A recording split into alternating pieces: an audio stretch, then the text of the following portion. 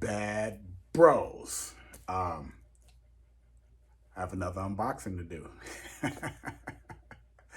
And of course, because of where I'm sitting, it's a Batman cowl. I did one on the 89 Keaton. I also did another one on Ruby's version of it. I did one on John Mayall's version of the Batman. I did not do one on this cheapy Dark Knight version. And I also didn't do one on the Batfleck, primarily because I already had them. I think a lot of other unboxings have been done on these particular cowls. And, oh, I forgot, one left. Ooh-wee! I did this one. The Pat Bat Ruby's cowl. I was trying to let it stretch out, trying to smooth out some of the rough spots.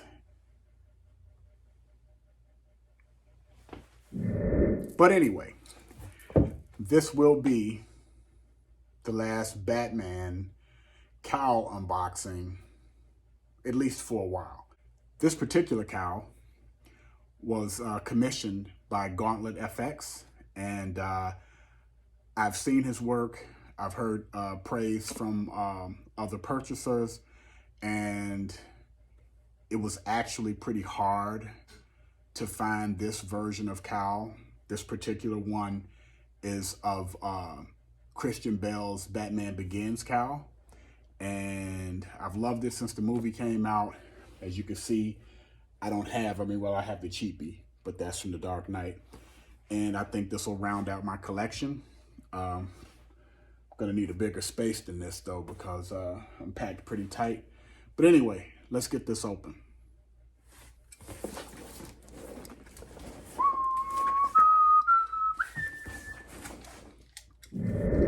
Easier said than done. Definitely don't want to damage anything.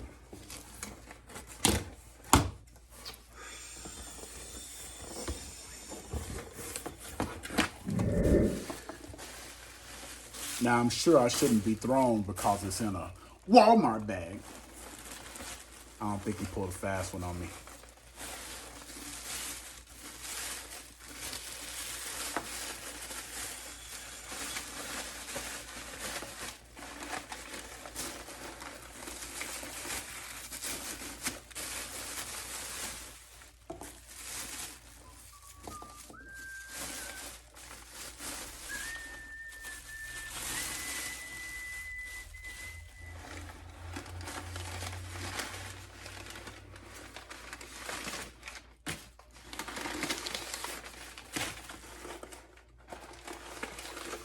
Uh-oh. Seems a little top heavy. Ooh, I'm gonna put my hand in this. Bad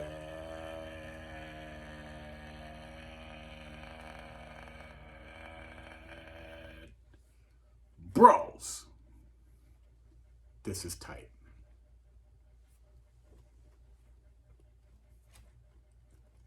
Screen accurate. That ridge from the back of the head down. Oh, wow. Looking inside, I have my fingers in here, but when I looked inside, you could see that where he filled the ears. There you go. Very smooth texture. No nostril holes. I am going to try this on and see how the breathing works. But no, this is a beautifully made cowl.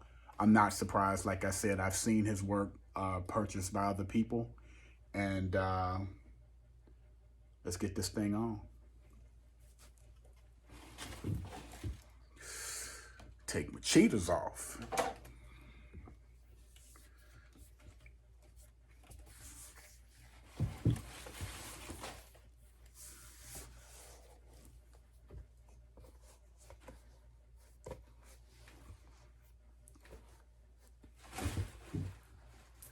Swear to me. There's actually a little room. I'll probably have to put some in the top of the crown, just so so the fit of where my eyes aren't an issue. But everywhere else is a perfect fit.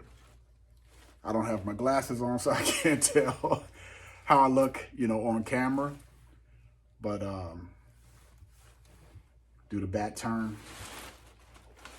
Oh man, I love this. Well, let me turn around for you.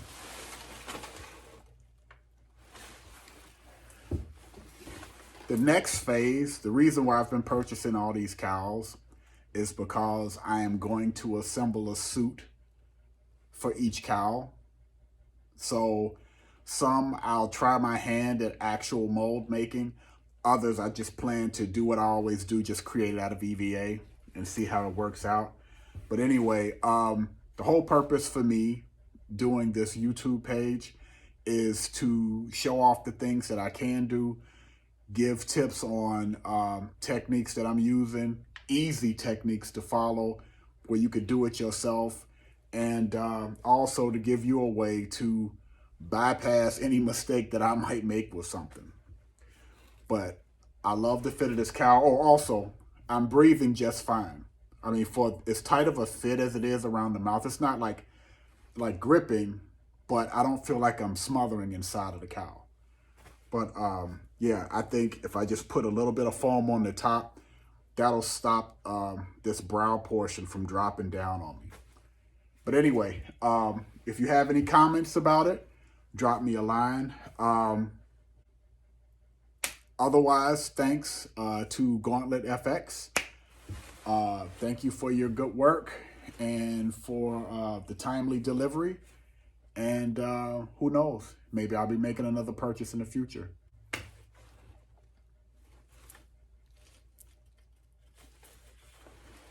That's how good.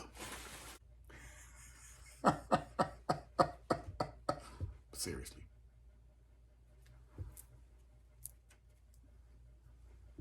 To remove a cowl, I've always been told to grab by the mouth, straight up and off. Rachel! We're gonna need a bigger cave, Master Bruce. It's not who I am underneath, but what I do.